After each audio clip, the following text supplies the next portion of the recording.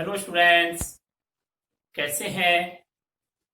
मैं Hindi online classes में आपको वाच्य पढ़ा रहा हूँ। आज के इस वीडियो में हम आपको वाच्य में कर्मवाच्य से कर्तृवाच्य में परिवर्तन बताएंगे। हम बताएंगे कर्मवाच्य से कर्तृवाच्य में परिवर्तन।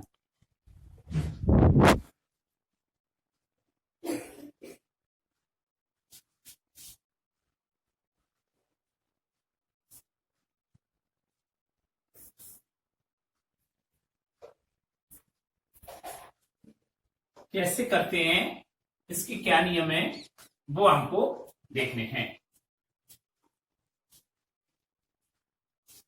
कर्मवाच्य से कर्तृवाच्य में, कर्मवाच्य से भाववाच्य में, ये दोनों प्रकार के नियमों में आपको यहां पढ़ने होंगे। तो देखिए, कर्मवाच्य से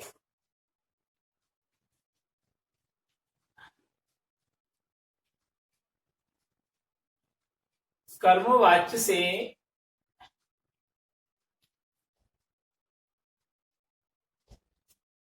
कर्तृवाच्य में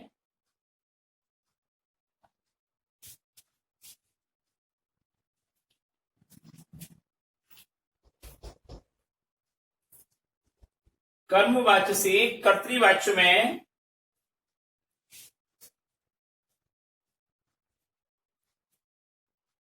परिवर्तन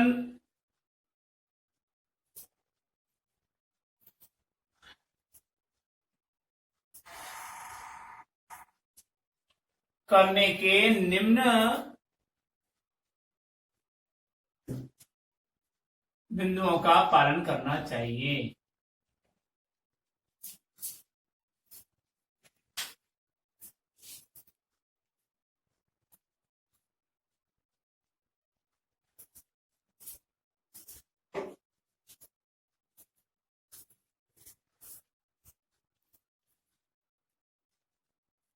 निम्न बिंदुओं का पालन करना चाहिए।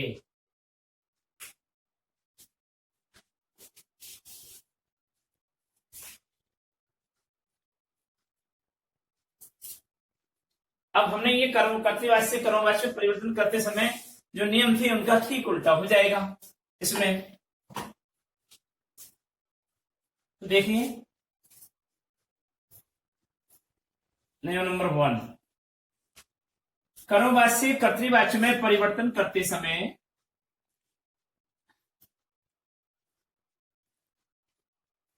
कर्मवाच्य से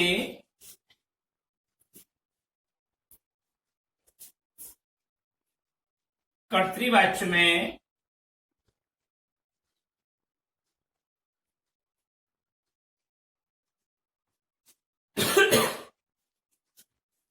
परिवर्तन करते समय सामान्यतः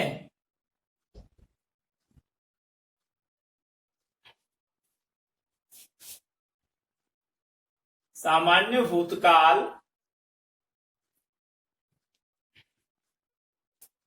की क्रिया सामान्य वर्तमान काल में बदल जाती है। सामान्य भूतकाल की क्रिया सामान्य वर्तमान काल में बदल जाती है।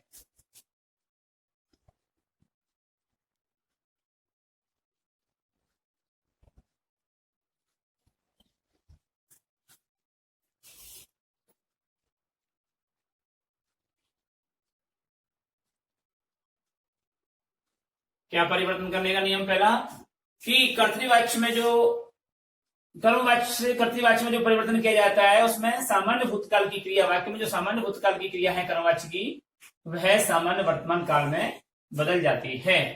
देखिए कैसे, जैसे यहां लिखेंगे आप कर्मवाच्य और इधर लिखेंगे आप कर्तृवाच्य।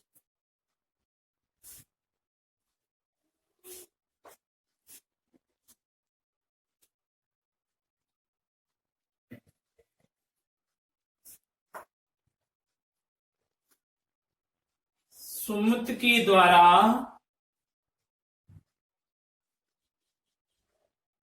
आम खाया जाता है।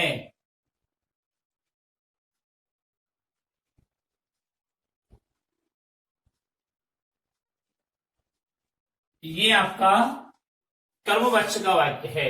अब इसको कर्तृवाच्य में बदलना है।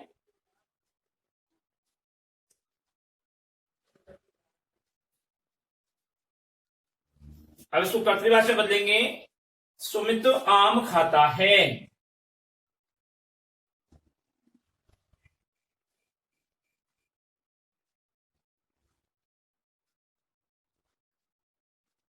सामान्य वर्तमान काल में खाया जाता है, ये कौन सा काल है? ये है सामान्य भूतकाल। इसको सामान्य वर्तमान काल में बदल दिया जाता है।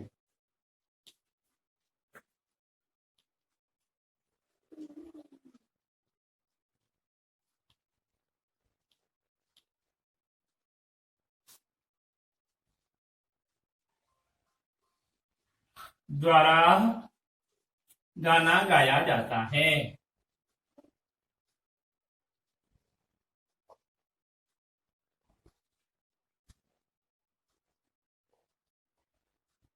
इसको बदलेंगे कर्मवाच्य में, तो लिखेंगे अनुष्का गाना गाती है।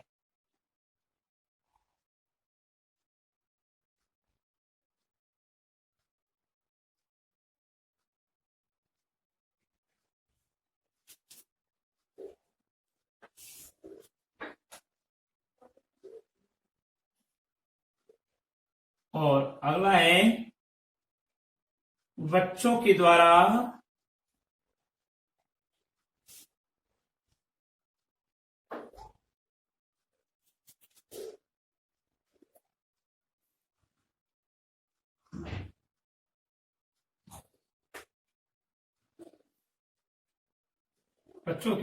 क्रिकेट खेला जाता है।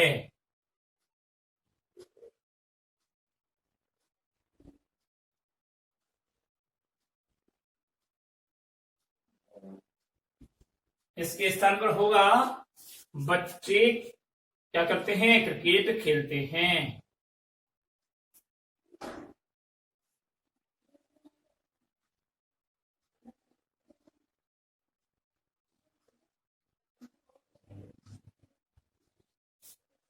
तो इस प्रकार से कर्मवाच्य से कर्तृवाच्य में हमने परिवर्तन किया।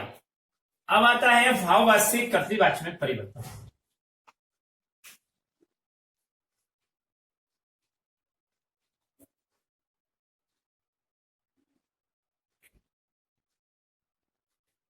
भाववाच्य से कर्तृवाच्य में परिवर्तन।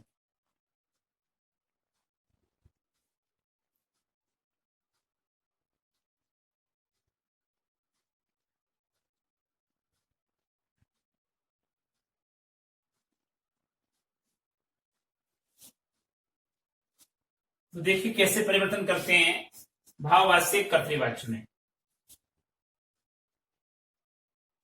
भाववाच्य से कर्तृवाच्य में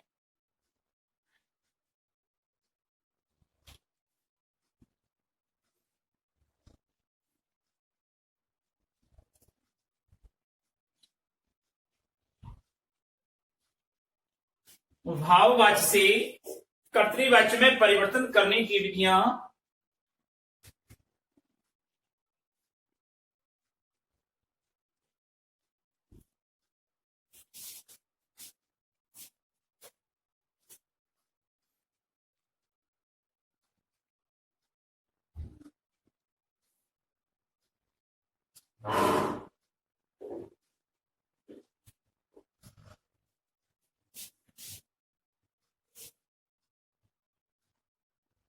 पूर्वोक्त विधियों से भिन्न है।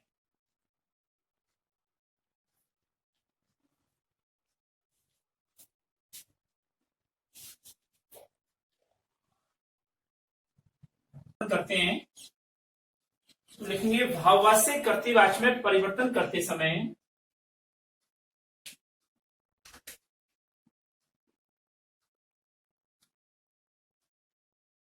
भाववाच्य से कर्तृवाच्य में परिवर्तन करते समय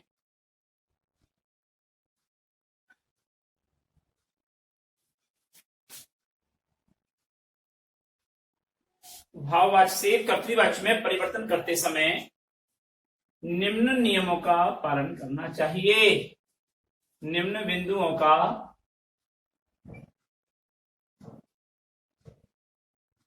पालन करना चाहिए।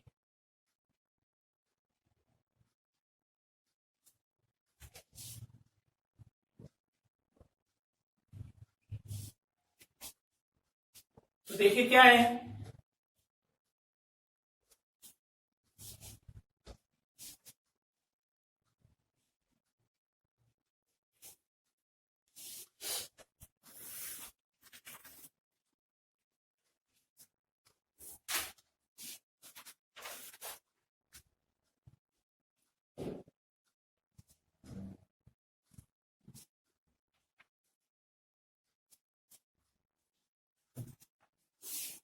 तो देखिए नियम नंबर 1,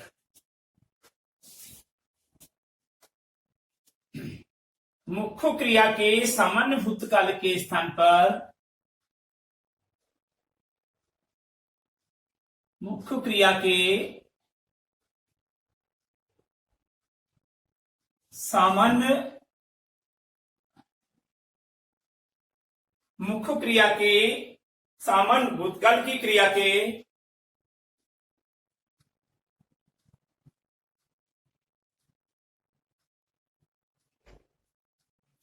एक वचन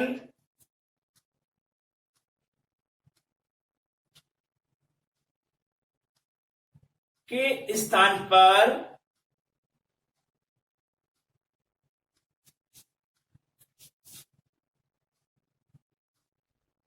सामान्य वर्तमान काल का रूप प्रस्तुत करना चाहिए।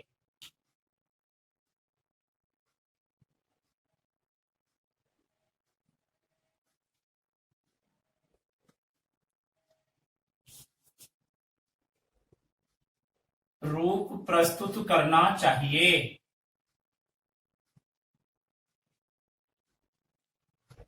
पहला बिंदु। अब देखिए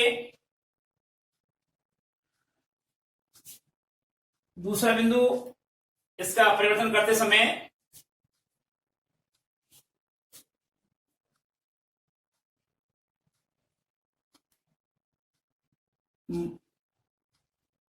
भाववाच्य से कर्तृवाच्य में परिवर्तन करते समय भाववाच्य से कर्तृवाच्य में परिवर्तन करते समय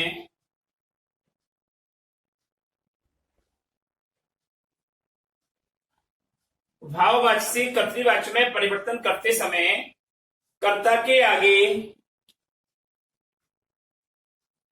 या कर्ता के साथ से द्वारा के द्वारा से द्वारा या से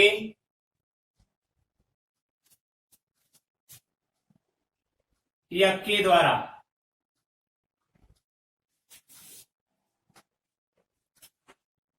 आदि विभक्ति चिन्ह हटा देने चाहिए।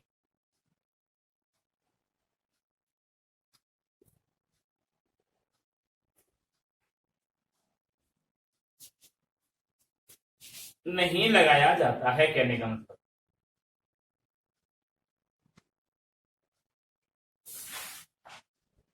ये दो नियम हैं, इनके अकॉर्डिंग हम भाववाच्य से कर्तृवाच्य में रूप परिवर्तन कर सकते हैं। जैसे उदाहरण दिया है,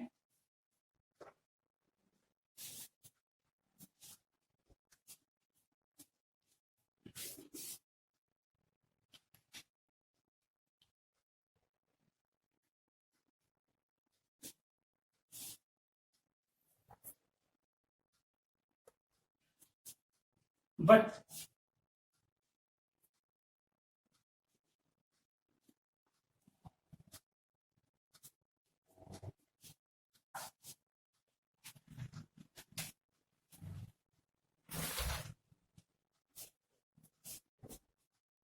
उससे बैठा नहीं जाता।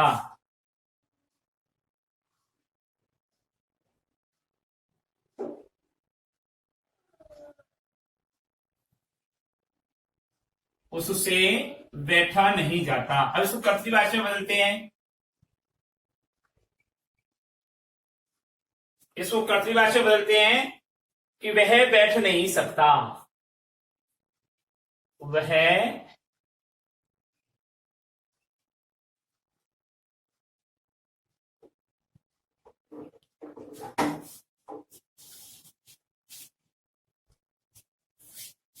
दूसरा उदाहरण है, चलो अब सोया जाए।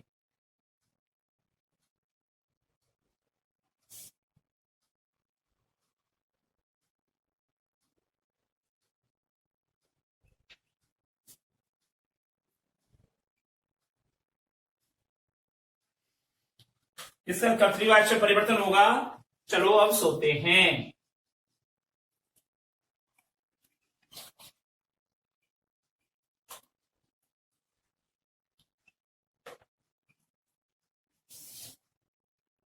तीसरा है,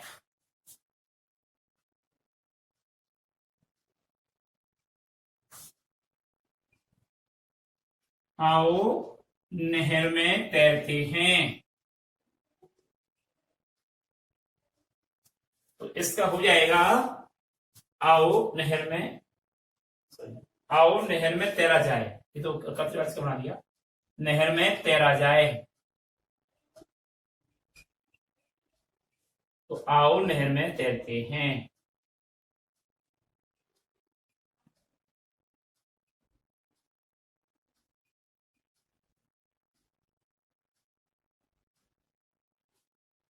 ठीक है, तो ये हमारे भाववाची कर्तृवाची में परिवर्तन किया गया।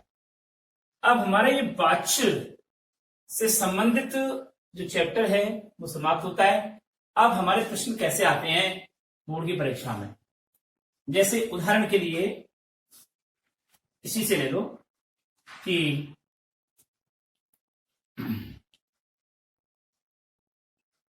राम के द्वारा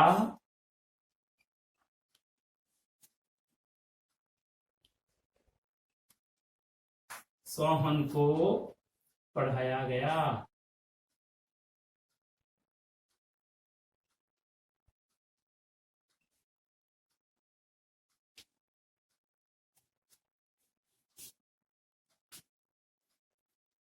जब पढ़ाया, ये वाक्य है। तो वाक्य में प्रयुक्त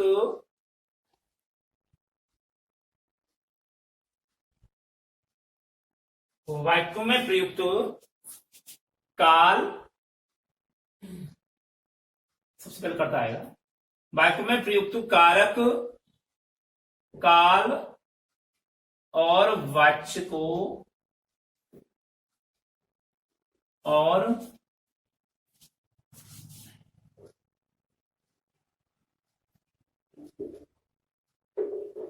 स्पष्ट कीजिए। अब आपको देखना यह था कि इस वाक्य में कारक, पर्टिकुलर एक कारक नहीं पूछा, जितने भी कारक हैं इस वाक्य में वो आपको उल्लेख करते हैं। यह वाक्य कौन से काल का वाक्य है, कौन से काल में प्रयुक्त किया गया है और इसमें कौन सा वाच्य बताया गया है, ये था। तो उत्तर देते समय हमको इन सिस्टम से उत्तर देना है। कैसे?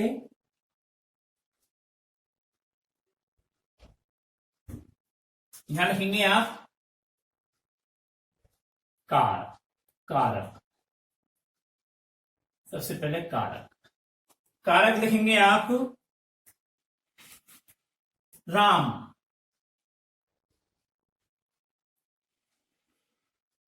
के द्वारा।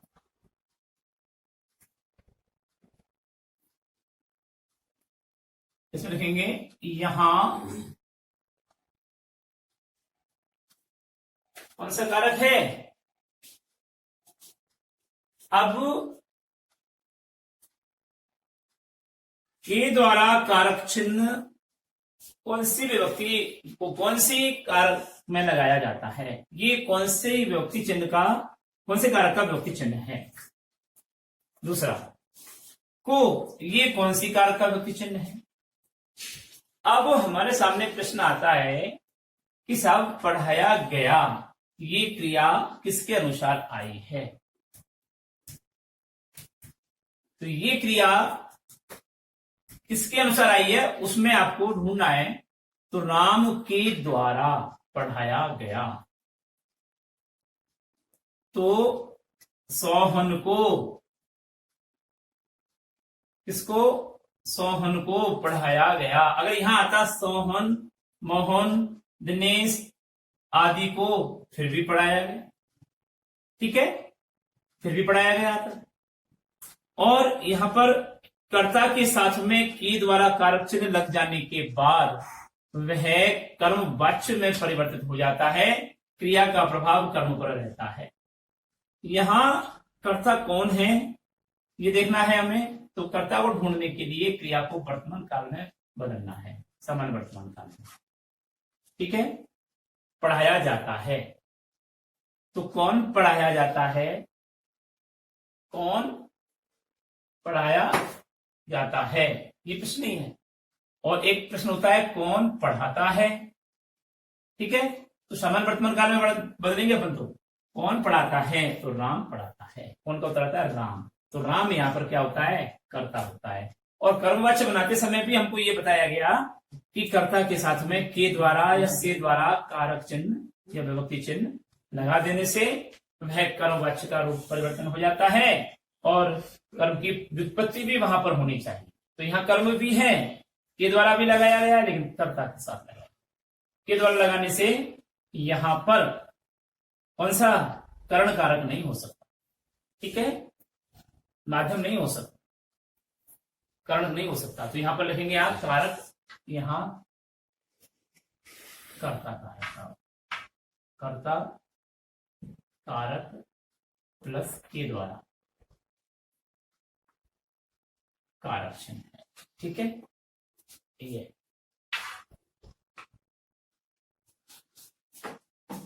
दूसरा सोहन, ये भी करता है, ये भी कारक है। को कारक चिन्ह किसके द्वारा लगता है, किसको पढ़ाता है, सोहन को पढ़ाता है। तो इसका उत्तर आया कर्म कारक, ठीक है। कारक पूरे हुए। कारक के बाद में आता है काल। अब काल में कौन सा काल है साहब, मोहन के द्वारा सोहन को पढ़ाया गया। भूतकाल में क्रिया हो गई, भूतकाल में कार्य संपन्न हो गया। तो ये भूतकाल का। ऐसी कंडीशन में कि साहब भूतकाल के अंदर भी भेदों में बदल जाइए, तो वहां आपको नहीं जाना है। वाच्य बताते समय आपको केवल भूतकाल लिखना है, ठीक है। अब काल के बाद में आपके आता है वाच्य। तो वाच्य कौन सा है, आप वाच्य लिखेंगे। अभी बताया मैंने, कर्ता के साथ में के द्वारा कारक चिन्ह लगाने से क्या बन जाता है, या विभक्ति चिन्ह लगाने से कर्मवाच्य की व्युत्पत्ति होती है। तो यहां पर कर्मवाच्य है। कर्मवाच्य में कर्म की उपस्थिति पाई जाती है, ध्यान से देख लेना। तो यहां पर किसको, तो यहां पर आता है सोहन को, ठीक है। तो यहां पर ये इसका आंसर होगा। अब यहाँ एक समझने वाली बात यह है कि सर के द्वारा कारक चिन्ह लगाया, तो यहाँ तो अपन को कर्ण कारक होना चाहिए था ना, इसके स्थान पर कर्ण होना चाहिए था। के द्वारा कारक चिन्ह लगा हुआ है, उसमें ऊपर वाले में कर्ण होना चाहिए था। यहाँ आपने तो कर्ता बता रखा है। अब ये भी नियम बताया मैंने किसका, कर्मवाच्य बनाने का, कि कर्ता के साथ के द्वारा कारक चिन्ह हो जाता है। तो आपको ऐसे शो करना है ना, बस। तो कारक चिन्ह को शो करना, लेकिन है कर्ता, ठीक है। कर्ण नहीं ना लिखना उसमें, आप उत्तर में कर्ण नहीं लिखना है। तो इस प्रकार से प्रश्न आते हैं।